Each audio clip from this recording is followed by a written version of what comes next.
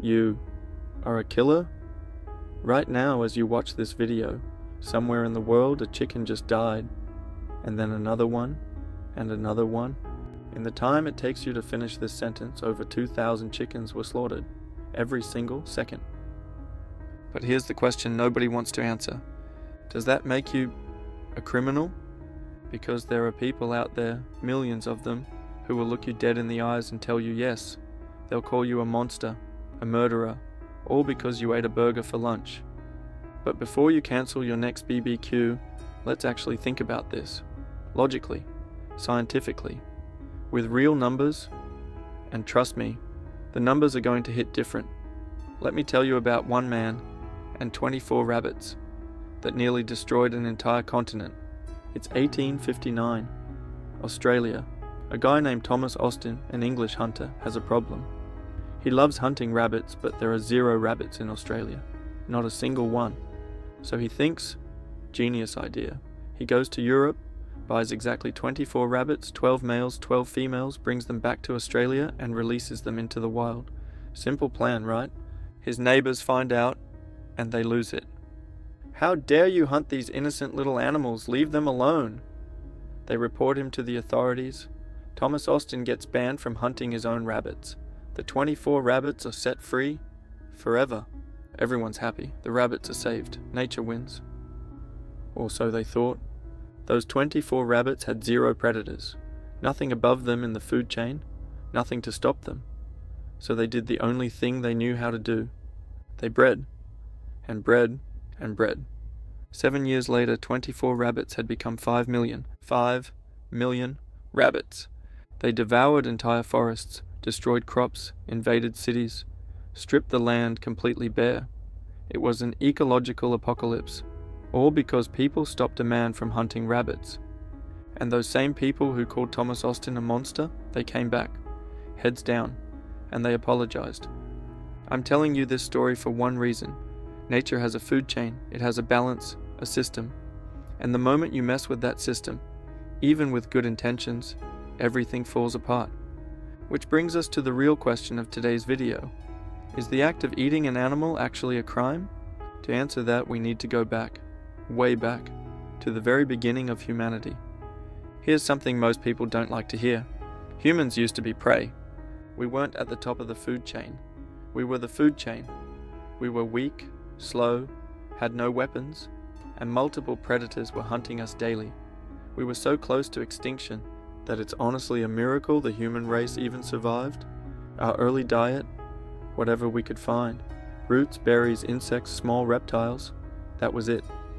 You drop an early human in a forest with no tools and say, go catch that gazelle. He's dying hungry. But then everything changed. Weapons, group hunting, and the biggest game changer of all time, fire. Every animal on Earth is hardwired to run from fire. Every single one, except humans.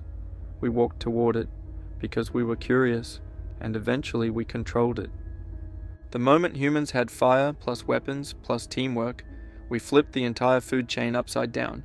We went from prey to apex predator, and there was no going back. Now let's talk numbers, and I'm warning you right now, these are going to make you uncomfortable. Let's start with beef. Every single year, humans slaughter 300 million cows. You want to visualize that? If you lined those cows up one by one, the line would wrap around the entire earth 18 times. Sheep? Over 1 billion per year. Pigs? 1.5 billion. And all of that is nothing compared to chickens. Are you ready for this? 70 billion chickens. Every year, that's the entire human population of Earth multiplied by 9. And fish? Fish make everything else look small. Every year humans consume between 1 and 2 trillion fish. That's over 100 times the entire population of this planet. Let me break it down per second. Right now, every second on Earth, 2 cows die, 32 sheep die, 47 pigs die, 2,200 chickens die, and 63,000 fish are pulled out of the ocean. Every single second, day and night, non-stop. And this is exactly why the vegan movement exists. Vegans have one core argument. And honestly, it's not crazy. Animals feel pain. They have nervous systems, they have emotions. They want to live just like us. So why do humans get to decide that a chicken's life is worth less than a dog's? Think about it. What is actually the difference between a chicken and a cat? Both are living creatures, both feel pain, both have emotions, both want to survive. Yet you eat a chicken in America, nobody blinks. You eat a cat, you're a criminal. The internet destroys you, you're done. But in parts of Asia, eating cat or dog is as normal as eating a burger here. So who made the rule? Who decided that this animal is food and that one is a pet? The answer is culture. That's literally it. It's not logic, it's not science, it's just what society normalized around you. So, is a meat eater a criminal? Here's the truth. Eating meat is not the crime. We were biologically built to eat meat.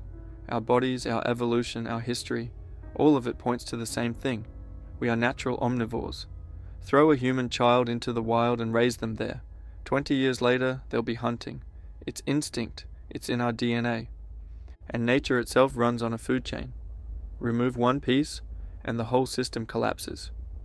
We already saw what happens with the rabbits, but none of that means humans are innocent.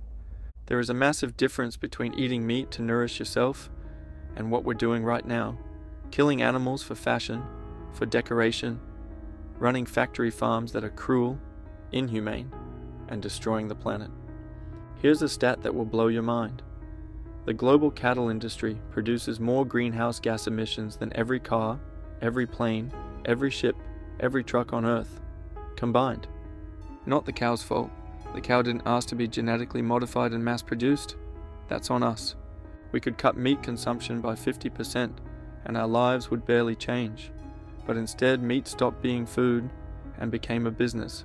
A $1 trillion industry that doesn't care about animals, doesn't care about the planet.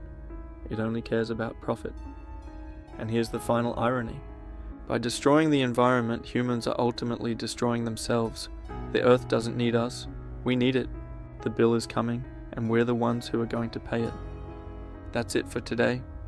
The goal wasn't to make you feel guilty for eating a burger. It was to separate the real issue from the noise. It's not that we eat meat, it's how much we eat, and the brutal destructive machine behind it. Think about that next time you sit down to eat.